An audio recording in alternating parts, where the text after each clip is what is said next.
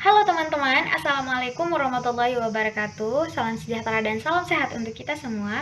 Perkenalkan, nama saya Komala Indriani Sahab, Prodi D3 Kebidanan dari Universitas Komarul Huda Badarudin Bagu. Jadi pada kesempatan kali ini saya akan sedikit menjelaskan materi tentang pencatatan dan pelaporan kesehatan masyarakat. Tapi sebelum kita lanjut ke materi, sebaiknya teman-teman bantu untuk like, subscribe, dan share video ini. Baik teman-teman, dari materi pencatatan dan pelaporan kesehatan masyarakat, apa saja sih yang tercakup di dalam materinya?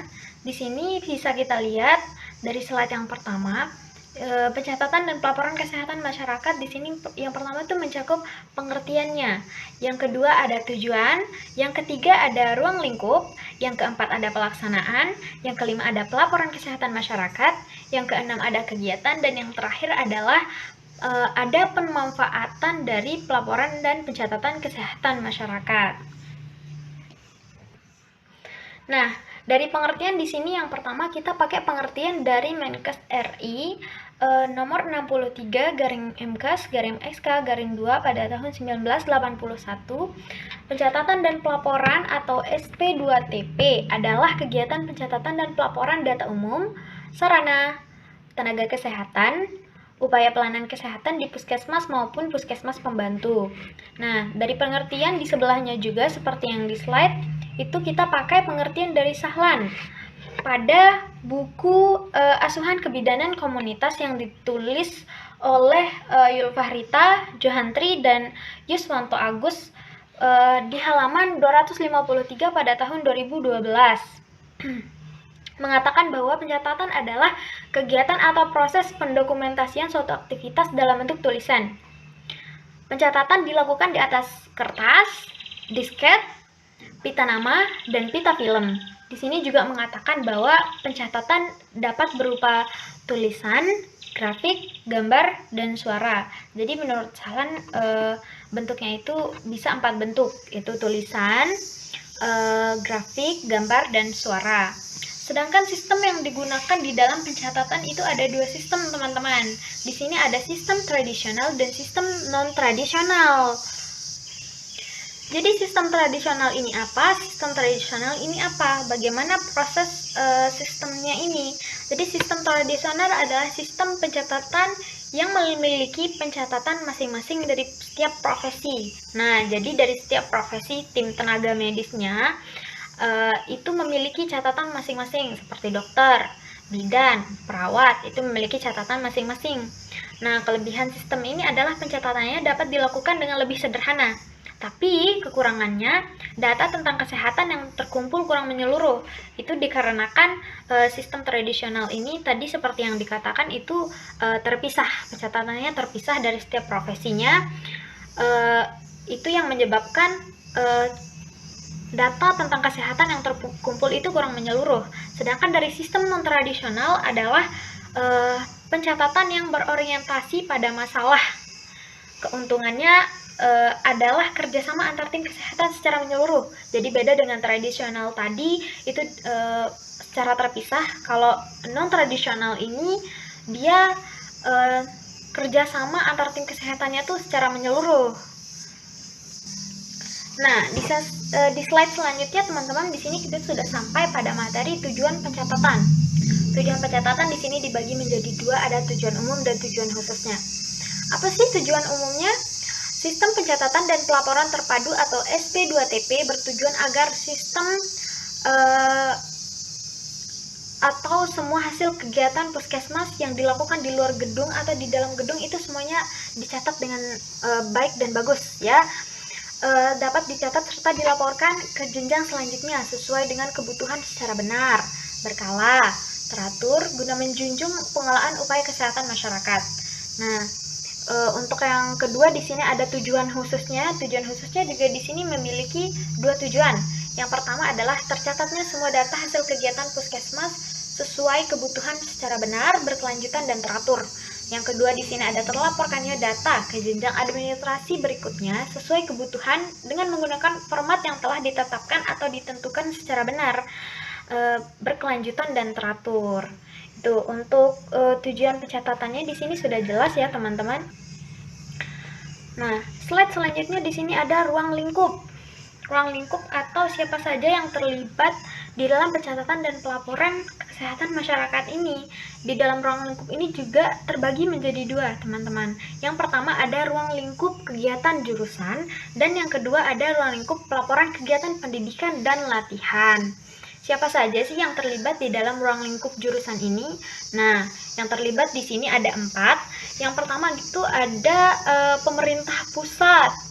Yang kedua ada pemerintah daerah provinsi, kabupaten atau kota. Yang ketiga adalah swasta, terutama institusi pelayanan kesehatan swasta di institusi pendidikan swasta kesehatan. Dan yang terakhir adalah organisasi profesi di bidang kesehatan, yaitu seperti IBI, dan PPNI. Sedangkan yang kedua di sini adalah ruang lingkup pencatatan dan pelaporan kegiatan pendidikan dan latihan atau diklat. Ini meliputi yang pertama ada pencatatan dan pelaporan penyelenggaraan setiap kegiatan pendidikan dan pelatihan bagi tenaga kesehatan, dan yang kedua ada pencatatan dan pelaporan rekap kegiatan pendidikan dan latihan bagi tenaga kesehatan triwulan. Triwulan itu per 3 bulan ya, teman-teman ya. Nah, untuk yang terakhir di sini ada pencatatan dan pelaporan rekap kegiatan yang diselenggarakan di Bapelkes tiap triwulan dan tiap tahun. Di sini juga yang ketiga ini per tahunnya juga ada. Nah, di slide selanjutnya di sini yang keempat atau yang D, di sini ada pelaksanaan atau pengolahan. Pengolahan semua kegiatan pokok baik di dalam maupun di luar gedung puskesmas pembantu dan bidan di desa harus dicatat. Jadi semua yang terlibat di sini harus dicatat ya. Adapun jenis formulir standar yang digunakan dalam pencatatan sebagai berikut. Nah, kita lihat di slide di sini ya teman-teman. Di sini ada 9 jenis formulir. Yang pertama ada rekam kesehatan keluarga atau RKK. Yang selanjutnya ada kartu rawat jalan, selanjutnya ada kartu indeks penyakit, kartu ibu, kartu anak, KMS atau kartu menuju sehat untuk balita, ibu hamil, ibu lanjut, dan yang terakhir ada register. Nah, selanjutnya di sini di bagian yang E ada pelaporan kesehatan masyarakat. Pelaporan itu apa? Pelaporan adalah catatan yang memberikan informasi tentang kegiatan tertentu dan hasil yang disampaikan ke pihak yang berwenang atau berkaitan terhadap kegiatan tersebut. Jadi kegiatan yang sudah dilakukan itu harus dilaporkan ke pihak yang berwenang sesuai aturan. Baik teman-teman, di sini dari slide selanjutnya kita bisa lihat di sini kita sudah sampai pada materi kegiatan pencatatan dan pelaporan kesehatan masyarakat. Apa saja sih kegiatan dari pencatatan dan pelaporan kesehatan masyarakat ini? Di sini kita bisa lihat ada 6 kegiatannya. Yang pertama yaitu mentabulasi data upaya kesehatan yang dilakukan. Terus yang kedua di sini ada mengkompilasi data dari puskesmas, menyusun kartu indeks penyakit, menyusun sensus harian untuk mengolah data kesakitan. Yang selanjutnya ada menyajikan dalam bentuk narasi, tabel, grafik, itu disesuaikan dengan kebutuhan. Nah, yang keempat di sini melakukan berbagai perhitung-hitungan dengan menggunakan data denominator. Yang kelima di sini melakukan analisa untuk kebutuhan pemantauan, intervensi, serta perencanaan di masa yang akan mendatang. Yang terakhir di sini membuat peta wilayah puskesmas termasuk sarana kesehatannya. Jadi biasanya kalau kita ke rumah sakit atau ke puskesmas tuh atau instansi kesehatan lainnya tuh kita akan melihat ada petanya ya teman-teman.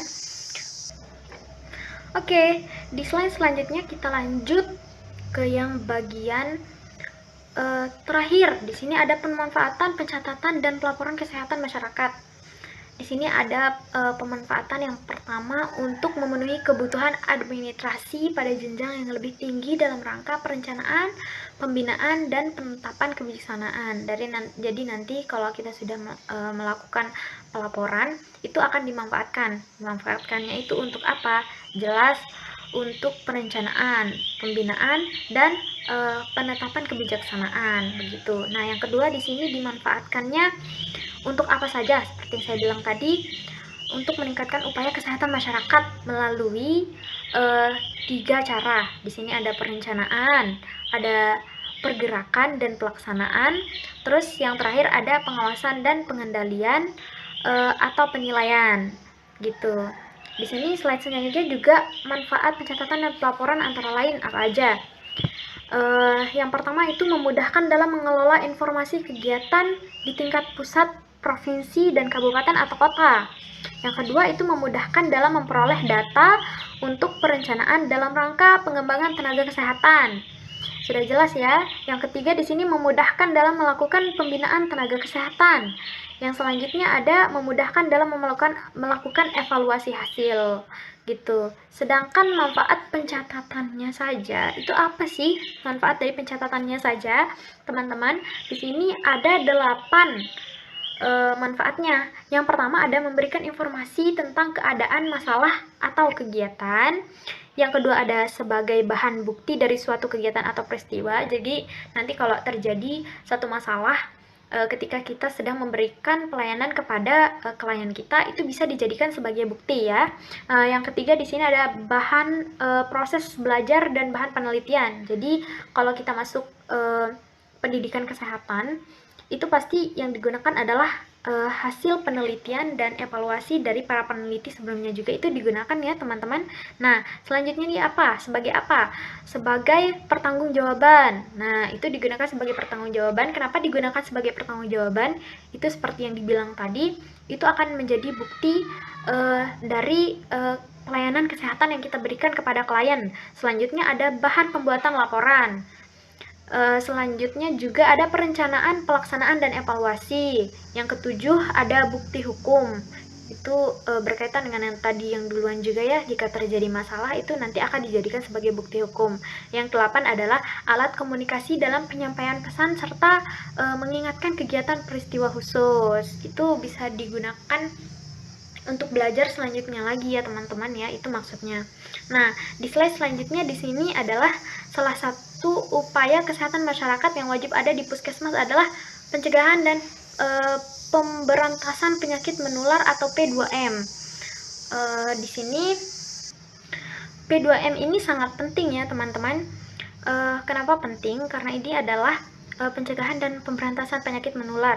Jadi di setiap daerah tempat kita bekerja itu pasti akan dilakukan atau dilaksanakan P2M karena ini sangat penting. Itu adalah mencegah atau memberantas penyakit menular di wilayah itu. Adapun tujuan dari P2M adalah yang pertama itu adalah menemukan kasus menular sedini mungkin. Jadi kita sebagai tenaga kesehatan itu harus cepat dan tanggap dalam menemukan kasus menular sedini mungkin. Jadi penyebabnya tuh apa gitu, kita harus cepat gitu kan. Nah yang kedua di sini adalah menurunkan angka kematian dan kesakitan masyarakat. Udah jelas ya teman-teman. Nah yang ketiga ini adalah mengurangi berbagai faktor resiko lingkungan masyarakat yang memudahkan terjadinya penyebaran penyakit menular di suatu tempat. Jadi ini berkaitan ya semuanya ya teman-teman, tujuannya itu memudahkan terjadinya penyebaran penyakit menular di suatu tempat. Itu penyebabnya apa gitu, penyebabnya apa, dan selanjutnya kita sebagai tenaga kesehatan bagaimana kita akan menyelesaikan permasalahan tersebut. Nah yang terakhir di sini adalah memberikan proteksi khusus kepada kelompok masyarakat tertentu agar terhindar dari penyakit menular gitu. Nah mungkin dari materi P2M ini adalah materi terakhir yang saya sampaikan. Terima kasih untuk perhatiannya dan mohon maaf atas kesalahannya. Jangan lupa ya teman-teman untuk like, subscribe, dan share video ini supaya bisa bermanfaat bagi teman-teman yang lainnya juga. Terima kasih dan wassalamualaikum warahmatullahi wabarakatuh.